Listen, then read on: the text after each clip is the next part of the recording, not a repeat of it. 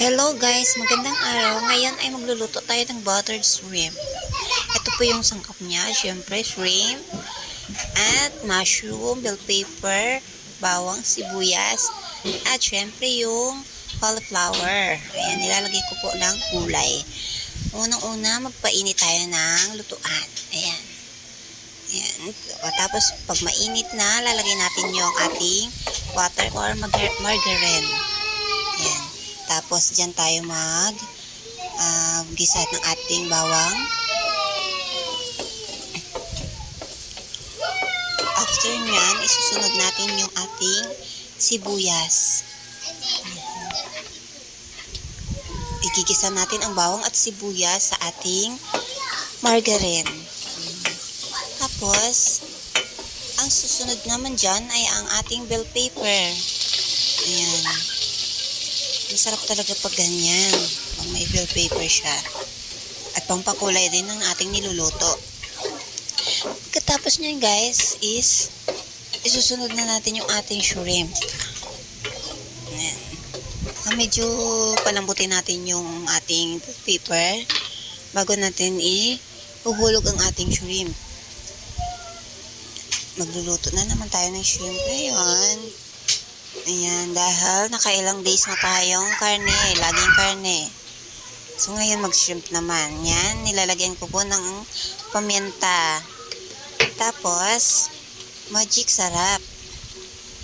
Yan. Tapos, ilalagay natin ng ating gulay, ang ating cauliflower. At masarap din yan, guys, kapag nilagyan natin ng broccoli. Maganda sila pagtambalin ng cauliflower. Pero, wala akong nabiling broccoli, kaya cauliflower lang. Tapos, ilagay natin yung ating mushroom in can. Ayan. Ayan na lang ang aking ilalagay kasi yan lang po yung nabili ko. At guys, pasensya na kayo sa aking video. Medyo madilim kasi madilim dito sa kusina ko. Masama yung panahon, umuulan, kaya madilim. Madilim yung ilaw. Yung ilaw namin is nagkandapundi kasi sa sama ng panahon. At sa pwesto na rin ng bahay. At yan, nilagyan ko po ng ating Sprite. Guys, yan ang pinakasabaw ko sa aking buttered shrimp. Masarap siya. At guys, hindi na rin bago sa inyo yung ingay ng aking mga anakis. Ayan, habang nagluluto ako at habang nag-voice over ako. Ayan, kahit saan ako sulok ng bahay, maingay talaga yung mga yan. Kaya, okay lang naman. Ayan guys, nihalo-halo natin at pakulo na. Ayan, nilagyan ko pala ng asin at hindi ko nalagyan kanina. Okay. At akin ang tinikman yan. Yan, nakailang tikim ako dyan guys. Tapos, tinagdagan ko ng paminta at kulang pa. Ayan, at atin ang tatakpan. Pakuluin natin ng ilang minuto guys. Ayan, at kumukulo na siya. Atin na halu-haluin ulit kung okay na ba. At tikman ulit. Nakailang tikim ako guys kasi ang sarap. Ayan. Malambot na ang ating gulay. So, iba-iba tayo na style ng pagluluto. So, ito yung aking version. Kasi diba pag butter shrimp is patuyo lang. Nasa lasang buttered lang siya. Pero ako kasi gusto ko may sabaw. Kasi nga may mga bata. At gusto ko rin may gulay talaga yung aking niluluto.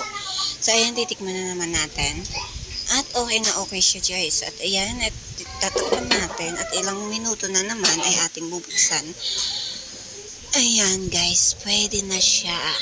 Ayan, medyo malapot na yung sabaw niya. At atin ang tatakpan yan. At patayin na natin yung ating kalan. Tapos mga ilang minuto, pwede na siyang iserve. Ayan na siya guys. Ayan na yung aking buttered shrimp. And guys, thank you for watching ulit.